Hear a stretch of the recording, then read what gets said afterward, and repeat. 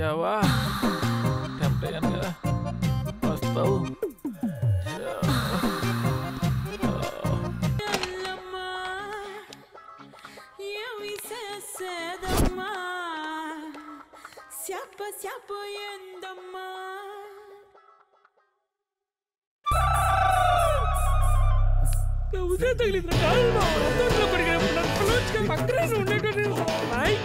నాతో మాట్లాడదు. అయిపోయింది, పట్టు తగ్గినట్టు ఎంత చెప్పురా. అసలేం జరుగుతుందిరా ఇక్కడ? ఏం మాట్లాడుతున్నావు? వాడు రూమ్ రెడ్డి వేసాడు, కడుపు రగిలిపోతుంది. రవి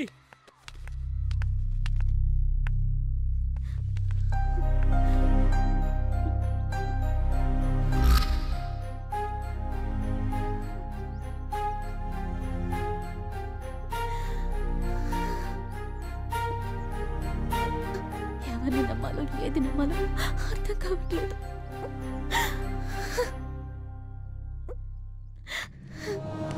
అవునా, ఏడోకు. మంచోళ్ళం అని చెప్పం కానీ సుందరం లాంటి శాడిస్టులం కాదు. రవైతే అస్సలు కాదు. జరిగిందంతా కన్ఫ్యూషన్ అయితే వేడి పరిస్థితే అస్సలు అర్థం కావడం లేదు. వేడు టెంప్ట్ అయి చూసిన ప్రతి పిల్ల వీణ్ణే వెతుక్కుంటూ వచ్చి రేప్ చేయడం ఏంటి? సుందరంలాగా నీకు కూడా మంత్రాలవి వచ్చా? తప్పంతా నాదేనండి. నా వీక్నెస్కి ఏ అమ్మాయిని చూసి టెంప్ట్ అయినా తప్పులేదు. కానీ నా ప్రాణాలు కాపాడడానికి వచ్చిన మిమ్మల్ని చూసి ఆ టైంలో టెంప్ట్ అవడం నిజంగా నాకే అసహ్యంగా ఉంది. మీరు కల్లోకి వచ్చినప్పుడు మాత్రం ఈ ఒక్క కళ నిజమైతే బాగుండు అనుకున్నా. కానీ అది కళ కాదని ఇప్పుడే తెలిసింది. సారీ మేడం, కానీ నా ప్రేమ మాత్రం నిజమే. ఉండు, నేను కూడా నీతోనే ఉంటాను. నా మీద కాలేసుకుని పడుకుంటావు, ఎక్కడెక్కడో చెయ్యేస్తుంటావు. మరి నేనెప్పుడు కల్లోకొచ్చినట్టు నువ్వు చెప్పనే లేదే? ఎందుకు? ఏంటి రీజన్?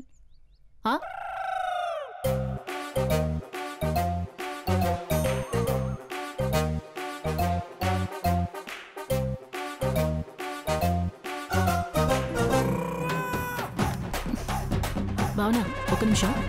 సరే కాస్త వస్తారా? జరుపుకోవే. నువ్వే చేస్తావా? తీసుకెళ్ళి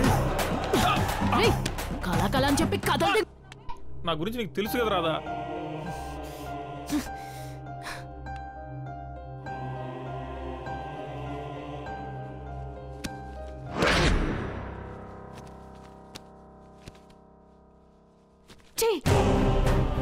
చివరిదాకా ఎవరు మగాడి చెయ్యి పడకుండా బతికేద్దాం అనుకున్నాను. నీ వల్ల మొత్తం చెడిపోయింది.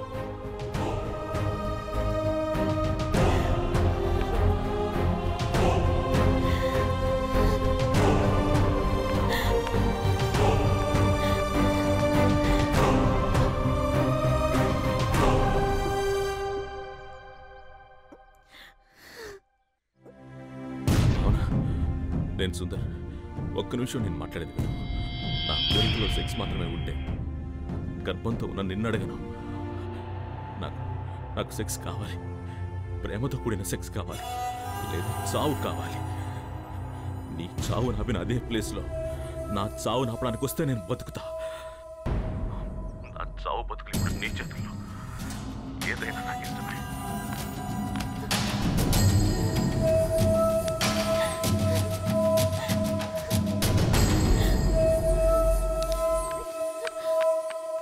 సరే ఏడోకు, కళ్ళు తుడుచుకొని రా.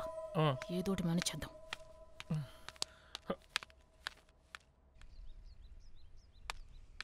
మన మాటలు విన్నట్టుంది. భావన వెళ్ళిపోయింది. తెలియకుండా నేను చాలా మంది జీవితాలతో ఆడుకుంటున్నాను రాదా. ఇందులో నీ తప్పేం లేదు బే.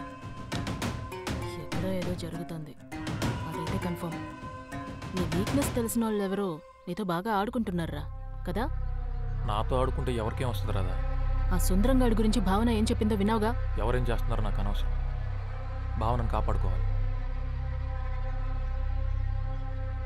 నేరుగా వెళ్ళి వాళ్ళ నాన్న కాళ్ళ మీద పడిపోతాను. ఏం జరిగితే అది జరుగుతుంది. రే రవి,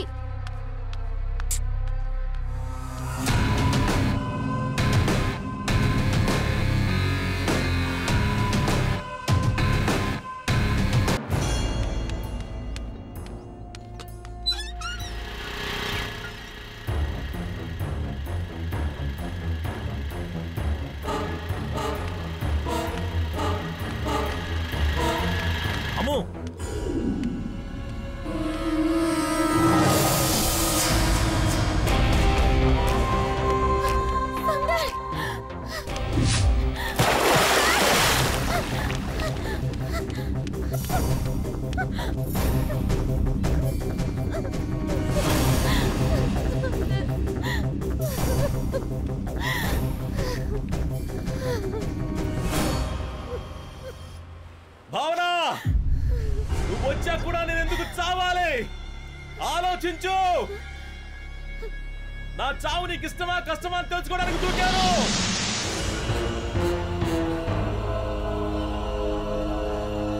నా కోసం ఏడుస్తున్నావా? అయితే నా కోరిక నీకు ఇష్టమే. రా.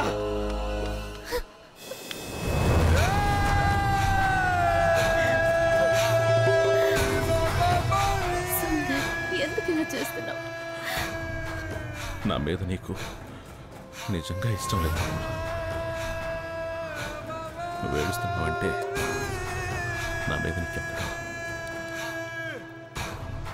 కొంచెం ప్రేమ ఉంది. ఒక్కసారి తాకు తెలిసావు, తట్టుకోలేక చచ్చిపోతున్నా. ప్లీజ్, ఆడదాని స్పర్శ ఇంత నరకమని నాకు తెలీదు. ప్లీజ్ అర్థం చేసుకో. ఒక్కసారి ఒప్పుకో భావన. కావాలంటే నేను పెళ్లి చేసుకుని నీ బిడ్డను కూడా చూసుకుంటా. నేను బలవంతంగా తాకాలంటే ఎప్పుడూ తాకేవాడిని. నాకు అలా నచ్చడం లేదు. ప్లీజ్, నేనేమైపోతానో నాకే భయంగా ఉంది. అర్థం చేసుకో భావన. ఇక్కడే చేసుకుందాం ప్లీజ్. ఎవరు రారు. ఇంతకుముందు నటించావు కదా, అలా ఇంకొకసారి నటించవా? అర్థమైంది. నువ్వే బతుకు మీద ఆశ పుట్టించావు, ఇప్పుడు నువ్వే చావు మీద ఆశ పుట్టిస్తున్నావు. నన్ను చంపే, లేదా నేనే చచ్చిపోతా. నేను నిన్ను చావనివ్వను. బతికేం సాధించలేనప్పుడు చచ్చిపోవడమే బెటర్. నువ్వు చెప్పింది ఇప్పుడు ఇదే కరెక్ట్. ఈసారి ఆపలేవు చావు.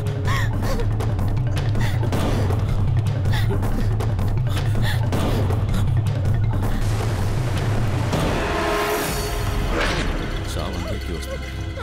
ఎందుకు భావన అంత తొందర? బలవంతంగా చేస్తే ప్రేతాత్మ అవుతాను, నన్ను చంపుతాను. అందుకే ఆ రోజు నిన్ను కాపాడుకున్నా. ఒక్కసారి ఆలోచించు. నా ముందే నువ్వెందుకు చావడానికి రావాలి? అట్టముక్క మీద రాసిన 2 లైన్లు నిన్నెందుకు కాపాడాలి? నా కోరిక బలమైంది. దానికి నీ శరీరం ఒప్పుకోకపోతే నువ్వు చచ్చిన తర్వాత నీ ఆత్మను ఒప్పిస్తా. అది నాకు బాగా తెలుసు. అప్పుడు నా ప్రేమను చూడలేవు. నాలో ఉన్న పైశాచికత్వాన్ని చూస్తావా అని చెప్పు. నీకింకా వేరే దారి లేదు. రేపు వస్తా, మరుసటి రోజు వస్తా, ఆ మరుసటి రోజు కూడా వస్తా. నువ్వు చచ్చే వరకు, లేదా నేను నీకు నచ్చే వరకు. ఇంత దూరం వెతుక్కుంటూ నిన్ను కాపాడడానికి ఆ దేవుడు కూడా రాడు.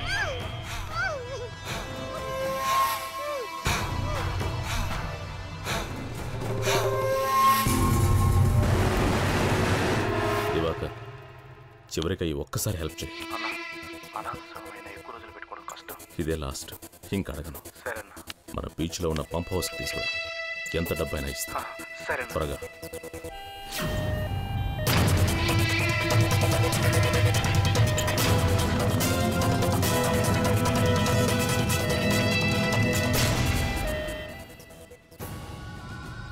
సుందరం గారు, నా మీద ఒక ఆత్మను రప్పించాలి.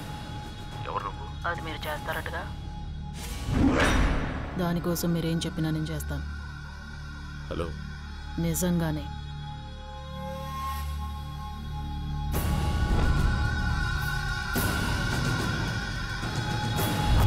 అయితే రా.